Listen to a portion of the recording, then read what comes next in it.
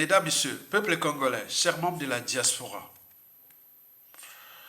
je vous informe que depuis 2014, sous le quinquennat du président François Hollande, et aujourd'hui, sous le deuxième quinquennat du président Emmanuel Macron, le despote aux traites du Congo, Boya Mindele, a toujours été reçu en catimini.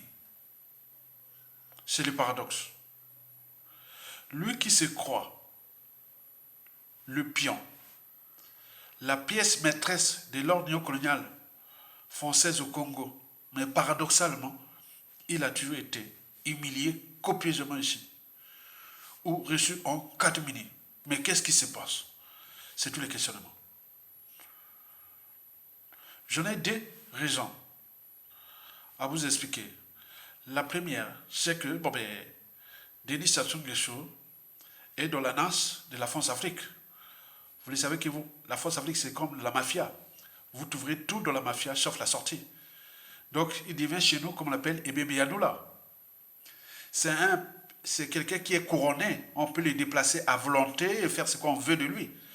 Et la deuxième raison, c'est que le peuple congolais, qui n'a pas encore compris le sens et la signification de l'honneur et la souveraineté d'un peuple. Sinon, comment quelqu'un qui sait quoi servir la France ou la France-Afrique est souvent humilié, mais qui passe son temps à faire des selfies. Et après, nous, on conteste, on manifeste, on dénonce et autres, sans effet. C'est-à-dire au niveau du pouvoir du peuple, c'est-à-dire la révolte, qu'elle soit insurrectionnelle ou un coup d'état militaire salutaire.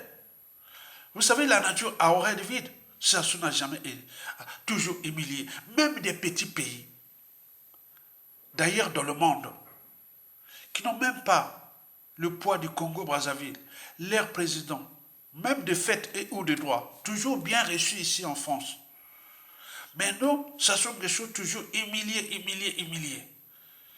La coupe est pleine depuis déjà 2014. Mais pourquoi? Parce que nous n'avons pas nos responsabilités. Et c'est comme ça. C'est un monde de rapport de force. Tant que le peuple n'exprime pas son pouvoir, qu'est-ce que ça peut faire? On continue à nous humilier. Pourquoi? Parce qu'on humiliait Sassou Nguesso, on humilie le peuple congolais. Parce qu'il est président de fait. Donc il engage notre pays, nous, peuple congolais, mais on ne prend pas nos responsabilités. Ce sont toujours les autres présidents du monde qui sont bien reçus ici, en France, ici et autres. Mais nous, avec Sassou Nguesso, et on ne prend pas les responsabilités. De ce qui précède, pourquoi le despote aux traites du Congo, Brazza, Boya Mindele, M. Denis Sassou Nguesso, crépuscule, boude-t-il et panique à la fois du simple fait que le président Félix Antoine Tshilombo Tshisekedi, le président de la RDC, le grand voisin, notre parti sœur, la République démocratique du Congo, M. Félix Tshisekedi soit reçu officiellement et avec les honneurs. C'est le Big Brother de la France-Afrique, le président Emmanuel Macron. C'est le paradoxe. Il reçoit Félix Tshisekedi, du Congo, Kinshasa, l'ancienne colonie belge. Il reçoit Félix Tshisekedi avec les honneurs. Mais alors que celui qui est de l'ancien Congo français, le Congo-Brazzaville, il est humilié copieusement et tout compagnie. Et souvent en catimini. Confère les vidéos que nous avions fait depuis 2014 à nos jours, lors de ces vadrouilles ici en France. On ne sait pas à quelle heure le président Macron va-t-il le recevoir. On fait l'agenda de l'Élysée, on cherche, et des cache-cache et autres. Maintenant, on fait les photos là-bas et il a été reçu en quelques minutes et voilà. Donc, vous imaginez, c'est quoi cette affaire? Alors, pourquoi le despote Denis Sassou Nguesso est-il jaloux? Non, il n'est pas jaloux. Boude, oui. Et panique à la fois, oui. Et pourquoi? C'est pour 5 mots-clés. Et voici l'explication en 5 mots-clés, que chacun pourra nourrir les débats. Le premier mot-clé sur 5, c'est les parrains. Le deuxième mot-clé sur 5, c'est la franc-maçonnerie. Le troisième mot-clé sur 5, c'est le Rwanda. Et le quatrième mot-clé sur 5, c'est le pouvoir. Et le cinquième mot-clé sur 5, c'est la géopolitique. Je répète, parrain, franc-maçonnerie, Rwanda, pouvoir, géopolitique. Explication. D'abord, parrain. Vous le savez que quand on parle de parrain, on pense tout naturellement à un pacte. Donc il y a des donneurs d'ordre. Et le principe de la verticalité est la règle. Donc il y a des donneurs d'ordre, il y a des gens de haut, donc ces décisions vers le haut, vers le bas. Or, Macron est à la fois le parrain France-Afrique de Denis Sassou Nguesso et coparrain occidental de Félix Tshisekedi. Denis Sassou Nguesso, là, c'est la France-Afrique. Félix Tshisekedi, ce sont les Américains. On est là dans l'ordre France-Afrique et occidental. Depuis 2018, cet ordre a bien fonctionné avec la fameuse compromission à l'africaine qui consistait à faire le hold-up électoral, placer Félix Tshisekedi à la place de Martin Fayulu, qui quelque part avait obtempéré aux injonctions de l'ordre occidental. Et depuis. Ok? Et donc, le quinquennat 2018 à 2023 fut consommé. Mais Félix Tshisekedi, il voit que, ah tiens, il y a le peuple qui boude et autres, des choses, voilà. Parce que l'ordre occidental, c'est pas que le Congo, l'Afrique s'élève, c'est que vous soyez bas. Donc il faut des pions. Et donc Félix Tshisekedi, tu dois... Alors, lui, il a dit, ah non, c'est pas possible, j'ai ma carrière politique, j'ai aussi le peuple qui boude. Donc non, tu trouveras tout dans le pacte sauf la sortie. C'est comme de la mafia. Tu verras tout sauf la sortie. Donc, il est bloqué. Et donc, il cherche les voies et moyens pour sauver le peuple. Mais or, dans ce pacte-là, ces donneurs d'ordre, ces parrains ont mis des pièges par-ci par-là.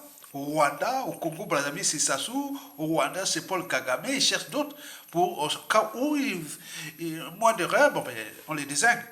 Et donc, lui, il vient là. Il vient expliquer que, attends, bon, je viens d'être élu, mais libérez-moi un peu, que j'ai moins de marge de manœuvre, qu'on n'emmerde pas Sassou Nguesso et Paul Kagame du Rwanda et du Congo, Brazzaville n'emmerde, et donc cherchez-moi que je me fais un peu. Donc, on ne sait pas ce qui s'est dit là-bas. Donc Sassou s'inquiète, il boude, je ne sais pas, il n'a pas d'information. Et donc il boude. Le deuxième mot-clé sur 5, c'est tout justement la franc-maçonnerie.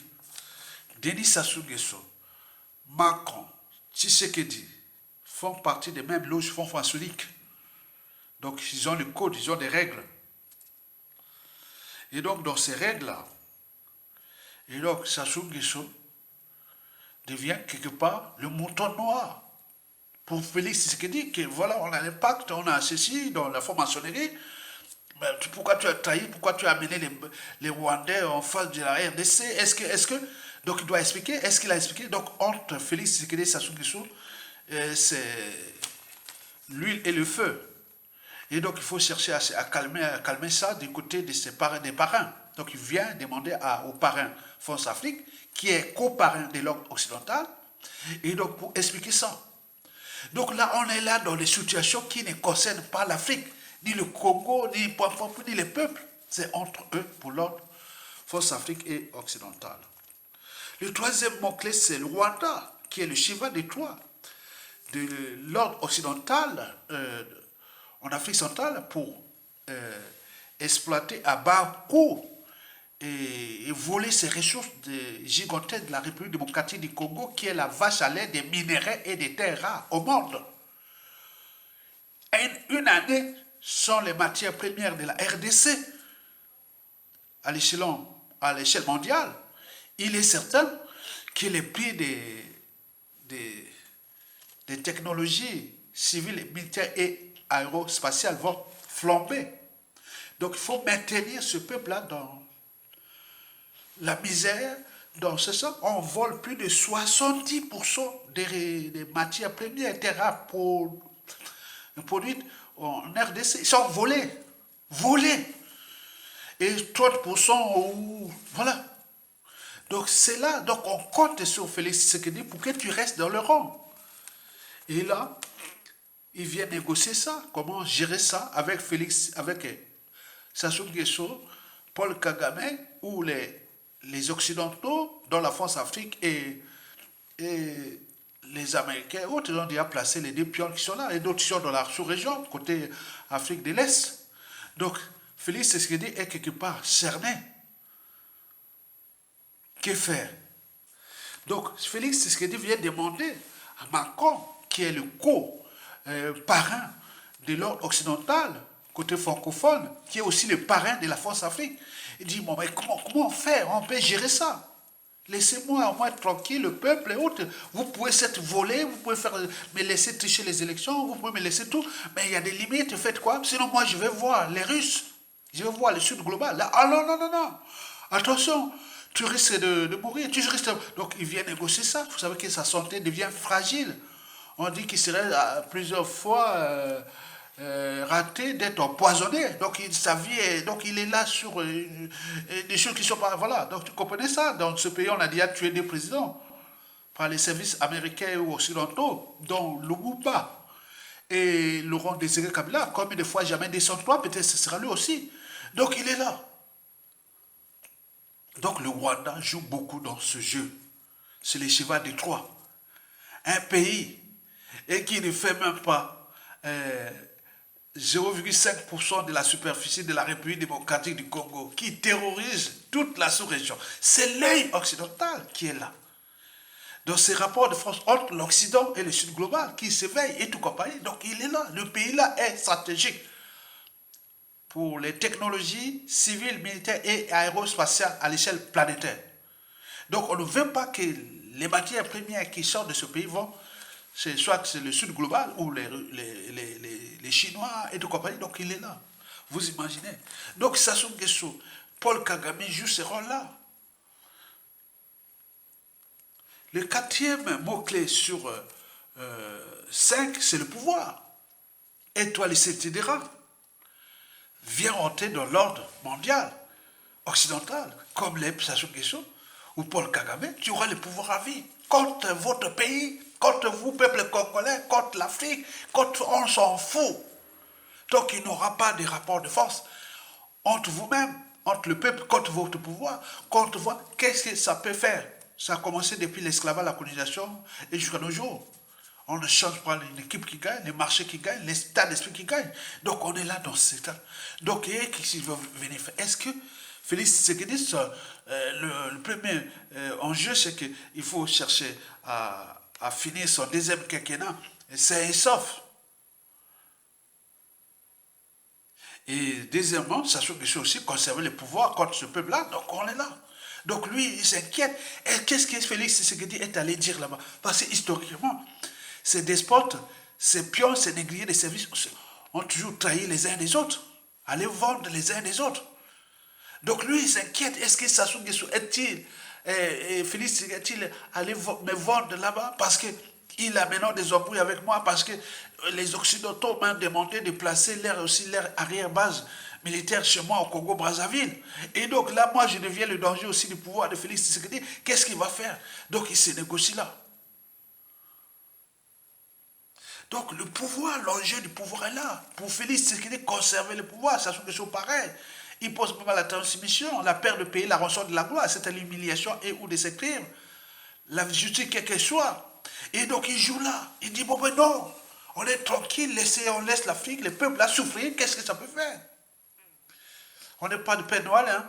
On est là pour, voilà. Donc, le cinquième et dernier mot-clé, c'est la géopolitique. Au regard du contexte déjà géopolitique entre l'Occident et le Sud global et des perspectives en cours. Vous savez que le contexte géopolitique ou géostratégique à l'échelle continentale et notamment sous-régionale est en défaveur de l'Occident.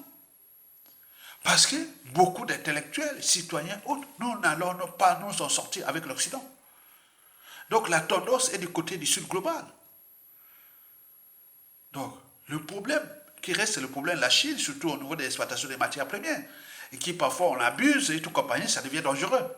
Et ça retarde la paix. Mais du point de vue sécuritaire et militaire, le Sud global, l'Afrique a choisi la Russie, dont les perspectives 2024, 2035, 40 sont bonnes en Afrique. Et donc là, les Occidentaux disent non, mais nous avions déjà un pays qui est stratégique pour les matières premières. Il faut des partenaires autour de la RDC, sinon si ça se chamboule, non, on risque de tout perdre là. Et donc il y a des négociations, des pactes et tout compagnie qui c'est ce que est venu négocier ici, en France, ici, avec le cofondateur, le co-parrain de l'Ox occidentale et le parrain de la Force Afrique. Il gère quand même 14 colonies d'Afrique, Macron. Et donc là, c'est beaucoup, les pays d'Afrique francophones. Les stratégies occidentales, c'est toujours l'art de la rapport de force. Il n'y a pas, chercher. On attaque d'abord la Russie. Si on réussit la Russie, et là, on a le Sud global. Mais or là, ils ont trouvé un os, qui est Poutine. Et les autres, donc là, c'est chaud. Donc il revient là. Et du côté des Africains, nous avions déjà, un, les peuples qui pensent qu'à la Russie, la Russie, la Russie. Deux, les régimes politiques qui sont divisés en trois tendances. La première tendance, ils pensent à la Russie pour certains, comme on le voit dans l'Ouest Afrique, Mali, Burkina, Niger, et le Sénégal est encore, voilà. Et d'autres, ils restent encore Occident, ce sont des pions, mais ils sont maintenant très réservés parce que la dynamique n'est plus bonne. Et enfin, trois, il y a ceux qui pensent les deux. Les deux, c'est Félix Tshisekedi. D'un côté, il regarde le Sud global pour du chantage contre ses parrains, et de l'autre côté, il reste les parrains parce qu'il n'a plus de choix. Vous trouverez tout dans la mafia, sauf la sortie. Et voilà, tout ça, ça se passe chez Macron. Et ça se s'inquiète, qu'est-ce qu'on va faire? Parce qu'on regarde les contextes sociopolitiques au Congo et géopolitiques sous-régionales, où Sassou devient l'ennemi de toute l'Afrique centrale.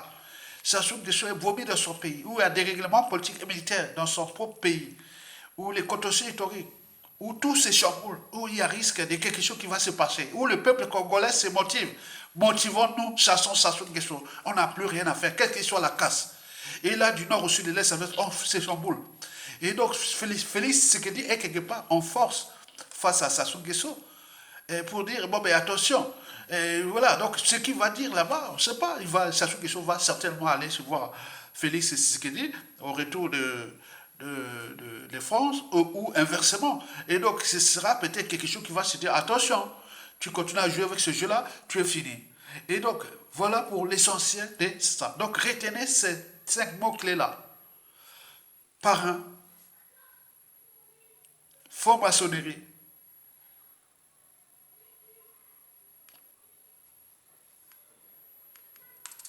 franc-maçonnerie. Après, il y a, je vais réciter, hein, parce que c'est ce qui va. Donc, il y a parrain, franc-maçonnerie, Rwanda, pouvoir et géopolitique. Retenez bien. Je viendrai nourrir les débats au fur et à mesure. Retenez bien, c'est ça où ça se passe. Mais il reste nos peuples congolais de prendre notre responsabilité au niveau civil, politique et militaire. Parce que les autres, ils bossent pour leurs propres intérêts contre nous, peuple congolais, contre notre pays. On regarde ce que ça a fait depuis déjà le coup d'État jusqu'à nos jours. Et qu'est-ce qu'on est là comme les moutons en train de convoquer leurs nouveaux pions, leurs nouveaux autres, nous êtes là en train de... Non, c'est pas possible. Donc, pensez, ça se dégage, pensez révolution intellectuelle, pensez ça se dégage, pensez révolution citoyenne, pensez ça se dégage, pensez ces enjeux géopolitiques entre l'Occident et le Sud global, dans la zone France-Afrique, entre Occidentaux et eux, et etc. C'est ça que nous cherchons, les détonateurs. Et ça va arriver d'ici peu. Likez, partagez et soutenez la résistance. Donc, Laura.